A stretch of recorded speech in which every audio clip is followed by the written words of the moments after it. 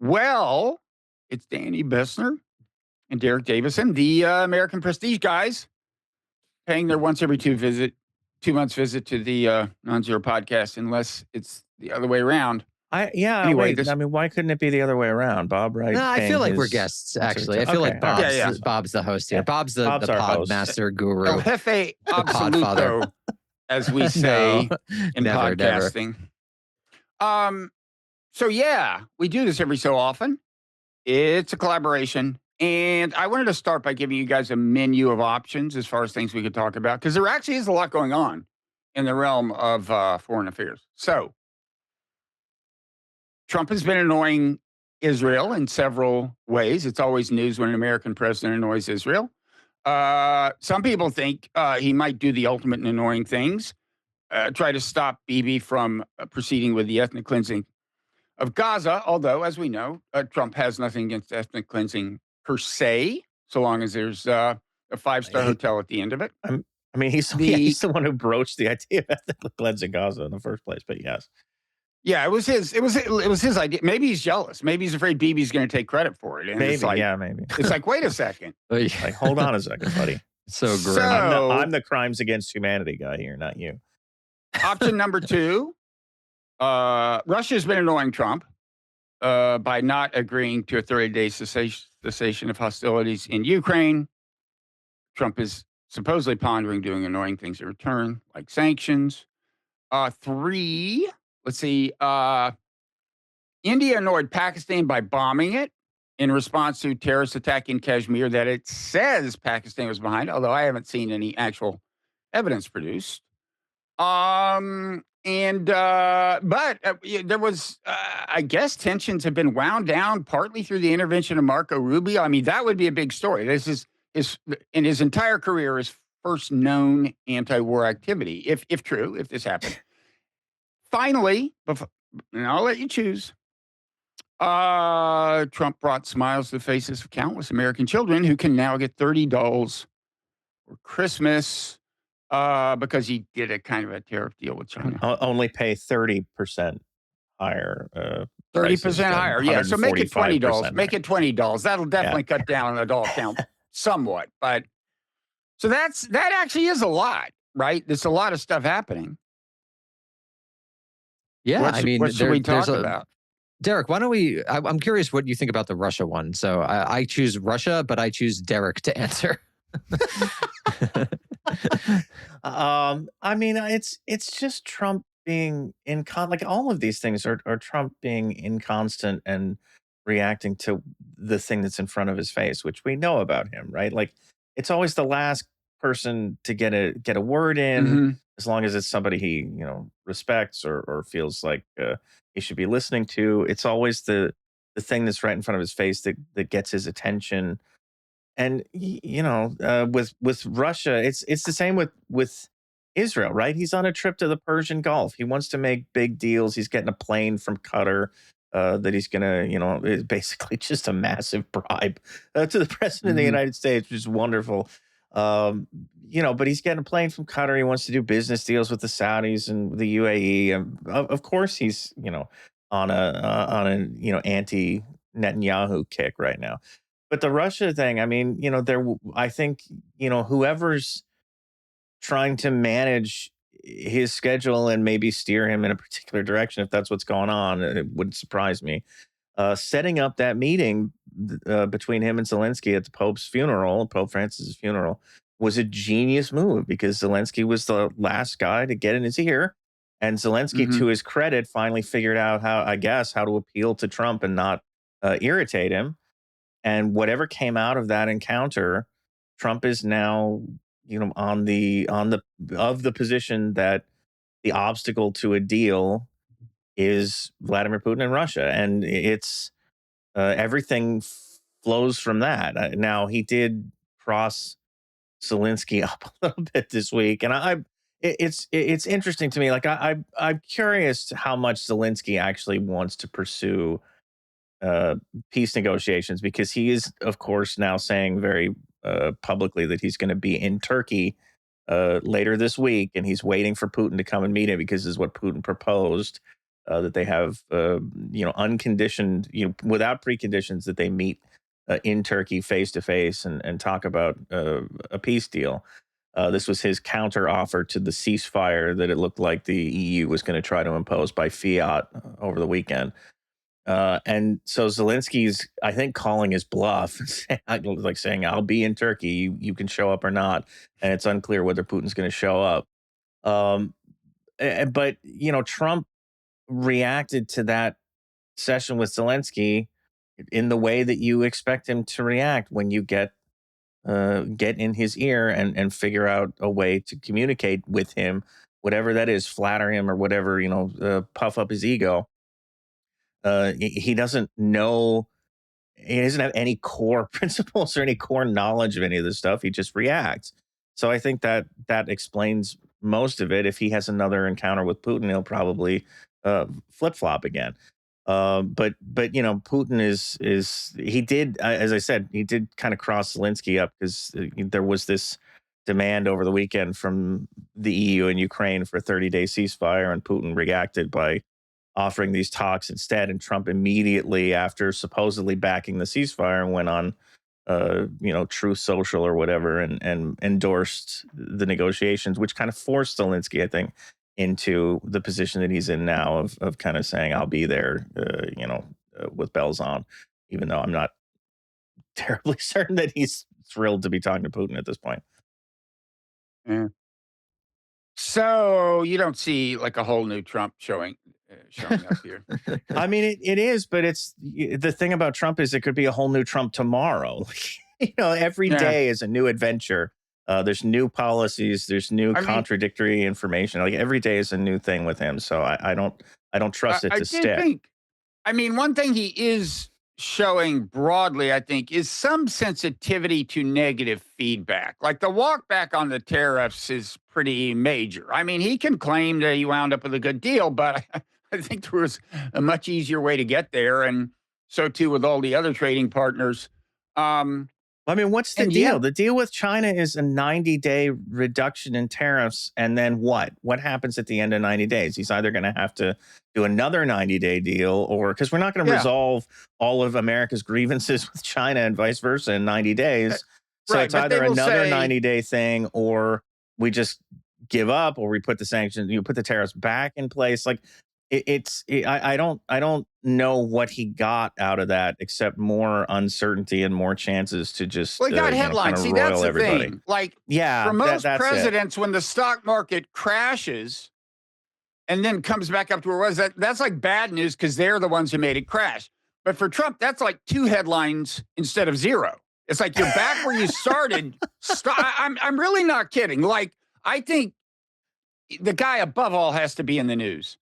When the stock market crashes, he doesn't want that to endure. He is that is one of the kinds of negative feedback he's sensitive to. Still, it's all good in the end if it shows how powerful he was. He can just turn a knob and crash the stock market, and then in the end he saves the day. So I think he's probably happy with that one. And the Yemen thing, which was the intervention, which everyone noted was doomed from the beginning because the Houthis famously never surrender. Um, and by the way, did you see the New York Times piece about that? I mean, I was this is just one going of to the ask you. It's incredible. Yeah, go ahead. Sorry. this is one of the things that annoys Bibi is that he resolved things with the Houthis without getting them to commit to stop Right. attacks on Israel or Israeli ships. In fact, they vowed to continue, and Trump still said, "Whatever, we've got to deal with you." Yeah, no, I'm quoting from the New York Times piece. So the Houthis shot down several American MQ-9 Reaper drones and continue to fire at naval ships in the Red Sea, including an American aircraft carrier. And the U.S. strikes burned through weapons and munitions at a rate of about 1 billion in the first month alone. And I guess it lasted 7 weeks. It did not help that two $67 million FA-18 Super Hornets from America's flagship aircraft carrier accidentally tumbled off the carrier into the sea Whoopsie. in different Yeah. ways, actually, as it happens. But so yeah, it was a disaster. But I think he thinks he got out of it looking for practical purposes pretty good. Although I don't think I don't think they were actually a problem. The Houthis were not a problem for America before. And the shipping has not He resumed got in the out Red of it. Sea, and it's not going to resume. And that was the Right. big issue. All they did was agree to stop doing things that they wouldn't have been doing in the first place if the United States Right. had start bombing them. Right. It's extraordinary. But that Times piece was fascinating. Not only they burning through all this stuff, and you got planes falling off of aircraft carriers, and they supposedly the Houthis almost shot down an F-35. I mean, these guys are using like generations old air defense missiles, and this is the most advanced plane that the United States has, and they're almost shooting those down, and they decided that the risk of casualties was greater than they thought. But the other thing that was incredible in that piece is they asked, apparently, the Pentagon to produce metrics showing the success of the operation, and the only metric they got was, here's how many bombs we've dropped on Yemen. Like, what? That's like Vietnam era that, stuff. Jesus Christ. And That's yet what used they to be can like the still Vietnam strike. metrics. They can still hit Israel's airport. It kind of makes you wonder how effective this has been. So yeah, Yes. but yeah, No, I mean, good. it's unbelievable. I mean, the whole thing is kind of unbelievable. And you wonder what will happen with Gaza. I mean, obviously, of course, the easy way to actually solve the problem that the Houthis pose, which is resume safe shipping in the Red Sea, would be to get Israel to actually do a deal on Gaza and end the war, which I think it's within Trump's power to do. But I don't know the that that's rumor even is, occurred and to I him. think this is entirely possible, is that at some point during this trip, maybe when he's in Qatar later this week, he's just going to announce a ceasefire. He's going to say, this is what the deal is, and the Israelis can take it or leave it. If they leave it, then we're going to have problems. And that would force Netanyahu to make a decision about, how much do I value my relationship with this guy? If he does that, and I think it's entirely possible, if he's already considering it before he gets in a room with these Gulf monarchs who don't really give a shit about Palestine, but want this to go away in a major way. And they're the ones who are talking to him for the next several days. Like, it's entirely possible he will end this week just putting out a ceasefire and saying, here it is. That would be amazing. And do you think he would use the ultimate lever, be willing to actually cut off arms?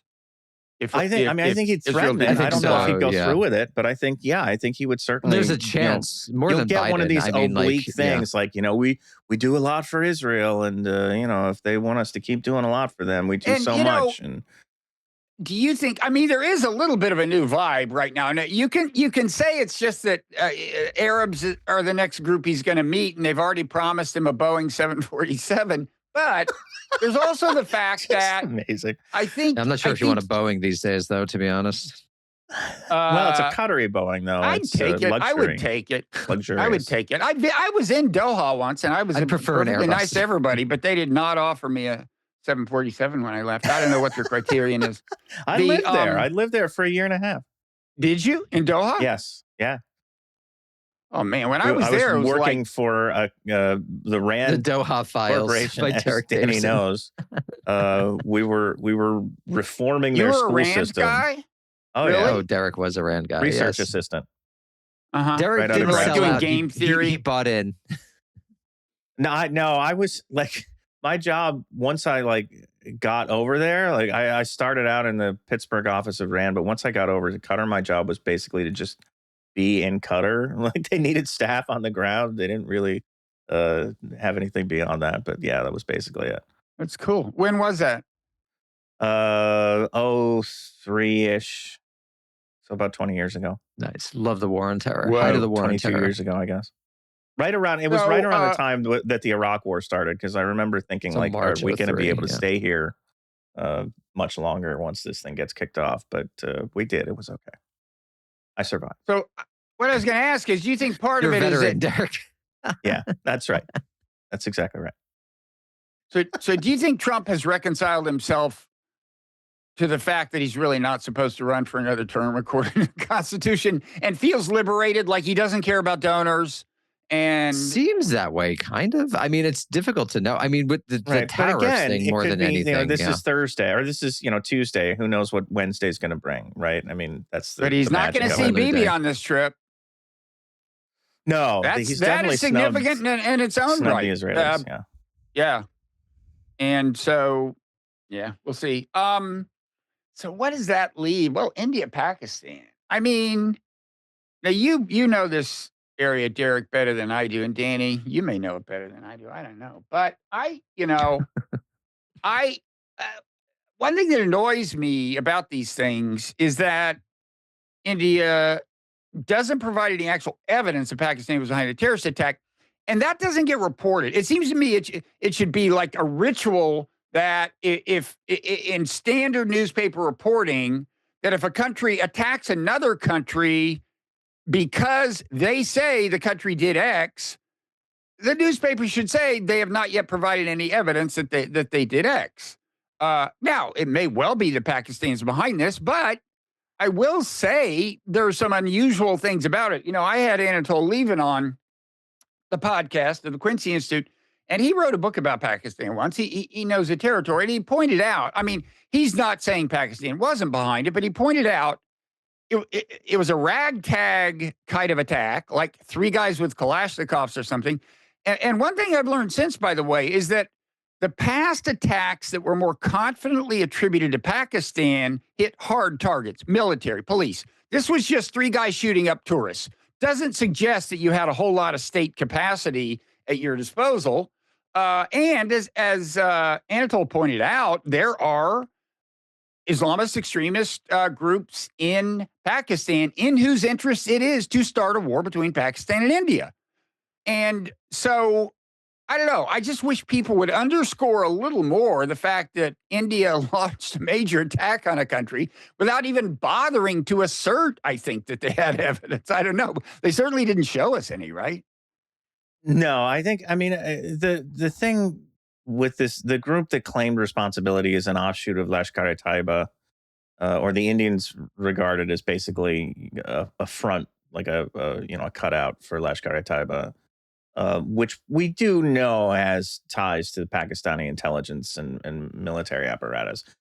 But that, as you say, that doesn't mean that Pakistan was directly involved in this attack. A lot of what the Indians were claiming seems to just rely on the innuendo of like, well, look, it's this group. We know they have ties to Pakistan. Do the math.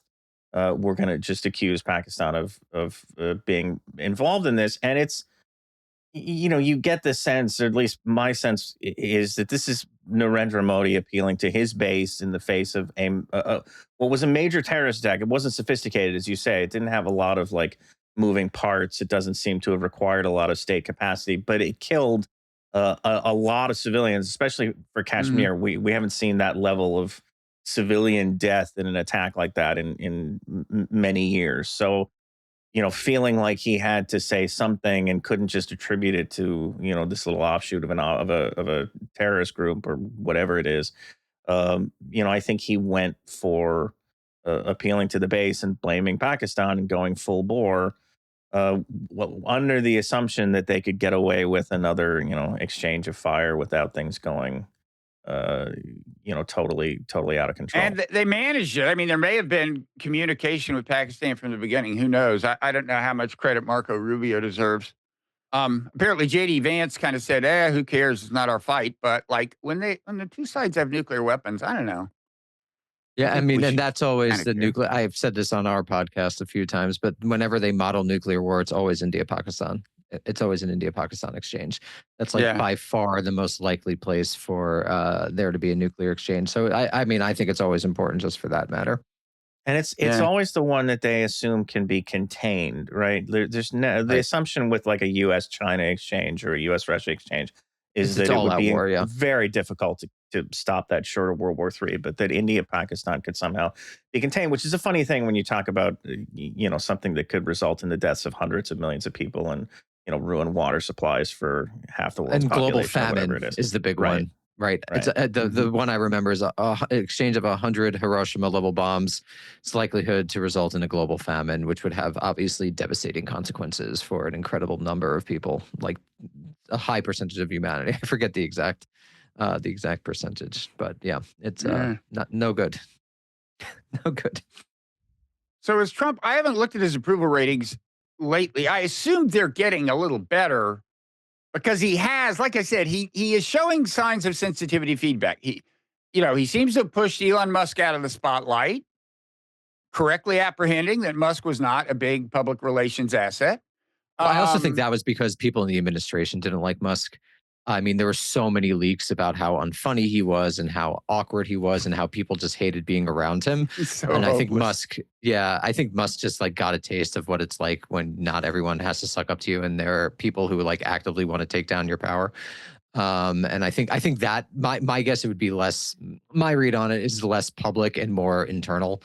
Is that people just hated him, and so that's why he pushed him basically out. But I thought he was co-president, Bob.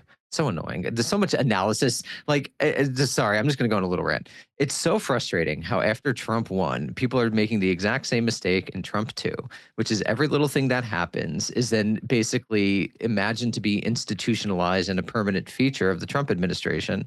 And it's just not the case. I don't think Musk was ever co-president. And it was very clear that this relationship wasn't going to last a very long time. And it's just like American history. I'm writing about this a bit now. It's just like every day is sort of like pastless, historyless. And I think that's very much reflected in it's still the analysis of Trump. It's just like so frustrating at this point, a decade after this guy came down that escalator, people are still making the same mistakes of analysis, which is you have to give it some time, even with the tariffs. How long did it take for him to walk back the majority of the tariffs, even though Yeah, obviously the China tariffs are serious, but I mean, it's just like the same mistakes over and over by the media apparatus. It's just like Americans yeah. exist in this state of heightened existential angst, and it's just they're the safest people on earth. It's just very frustrating. Yeah, I mean, to some extent, it's just kind of a human cognitive bias and a media bias to like seize on to whatever has happened and see more in the way of a trend in it than there is. But with Trump, it's an especially big problem because, as you said at the beginning, Derek, what he's going to do on any given day depends on a number of semi-random factors, including who he talked to last. So he is the least. If you're going to extrapolate from someone's behavior, pick any American before you pick Trump. I mean, it's the problem of having somebody like this as the president of the United States, where you're trained for good reason. I mean, in the media, but also just citizens to pay attention to everything this person says because it all has weight. It's the president of the United States.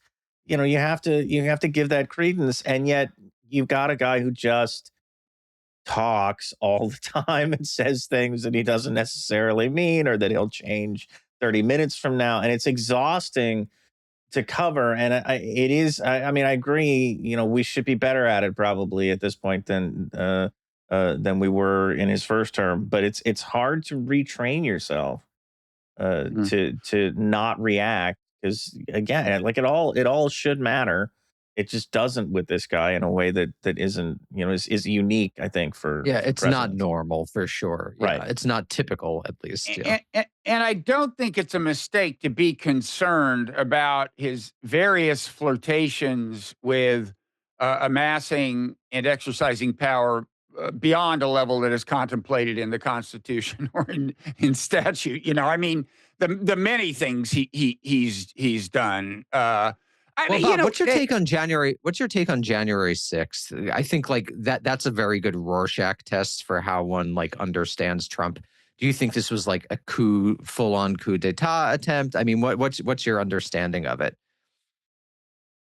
I personally thought, I mean, as a legal matter, whatever the charge would have been, inciting a riot or something, it's very hard to meet the bar for that. I don't think he met the Mhm. bar for that. But if you want to ask, like, yeah, did he try to subvert the Constitution? I think absolutely. And I think the key moment, like if you were going to successfully impeach him, the moment I would focus on is like, first of all, remember what was underway. Okay. It was the almost the most important ritual in American democracy, right? It was the certification of the duly elected president of the United States. And when there was a point when he knew, because he was watching TV, the crowd was inside the Capitol. He knew his own vice president, Mike Pence, was inside the Capitol. And he tweeted something at that moment very incendiary about Pence. I don't think he quite called him a traitor, but there were already people saying, let's find Mike Pence and hang him, And Trump knew what the vibe was. He knew the crowd was out of control. He knew they were in the Capitol. And he tweeted this plainly incendiary thing about Pence, literally increasing the chances that he would die that day. So yeah, I don't. Yeah, no, that was a full on attempt to subvert the Constitution. Now, I don't mean it was premeditated necessarily. I have no idea what he thought would happen or was hoping would happen when he first told the crowd to march over to the Capitol. But there were a lot of people preparing the ground for something explosive. I was listening to Steve Bannon's podcast in the days before that, and I still remember, like, the night before, maybe 2 nights before, I remember where I was when I was, like, taking my walk. I was listening to the Bannon podcast, and I thought, they better have, like, a fucking battalion around Capitol Hill. Mm-hmm. This is going to be very problematic, and I still don't totally understand why they weren't better prepared. But I mean, I kind of do. There had been a whole thing about authoritarian shows of force that Trump, they had been controversial and blah blah blah. So I kind of get it. But in any event, no, I don't know if it was premeditated, but I think there's no doubt that once a crowd breached the barriers, Trump was delighted. I don't think there's any doubt. A and B, very clear. He did at least very this one thing delighted. to encourage the further disruption inside the Capitol. So yeah, I mean, as so far as impeachment goes, I think that's totally sufficient. Mm-hmm. Yeah, for sure. And that's what I would have cited if I had been Twitter and banned him and wanted to ban him. I mean, if you read their thing, it was so. I mean, don't get me started on Jack Dorsey, but it was ridiculous. Yeah. So I don't know why. You're a Jan 6 denier? No, I just think it embodies. I'm a truther. It embodies the contradictions of Trump. Yeah, no, for sure. I believe everything. I mean, it embodies the contradictions of Trump, where on one hand it's scary and violent and absolutely outside of normal politics, but it's also disorganized and symbolic and doesn't work. Right. And so this is the contradiction of Trump himself. And so to me, that's the ultimate takeaway of that. And apart from questions of impeachment, which I'm not a lawyer, I mean, clearly it seems that might be grounds, but again, I don't really know. But, it doesn't equate to me as like this. I don't think the government was on the verge of being overthrown. I don't even think that. Well, no, there was no well-planned coup. Right. And so it embodies what Trump is, right? Scary, weird, but disorganized and symbolic. It doesn't work.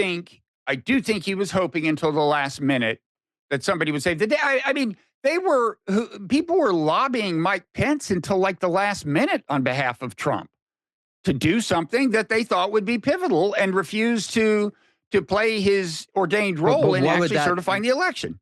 Right. And then, I mean, the real thing is I wish we had a better sense of what the military was thinking. Because I mean that would have been, that's the hinge point, right? Regardless of what Pence does or doesn't do. I don't think it would have been a big problem then, but this time around we got a different situation. He's replaced all the generals. He's replaced all the JAG officers. Well, Bob, as you know, it's the colonels you have to worry about, not the generals who have no connection to the people, right? Like every coup is the colonel, Colonel Gaddafi. So yeah, but, I mean, that is it's not the generals you need to worry about. Generals, it's not Greece. You give them enough time, and they have played a role in putting the colonels where they are. My father was a colonel. And so the more time they have, if the generals, I'm not saying there's a plot afoot, but if a lot of these generals, and originally it was just kind of the top general in 3 of the 4 service branches, plus the chairman, Joint Chiefs of Staff, JAG officer. But lately, I don't know where this stands, but didn't Hegseth just recently say he's going to fire like 100 generals or something? Well, I don't think they'll be randomly selected, and so.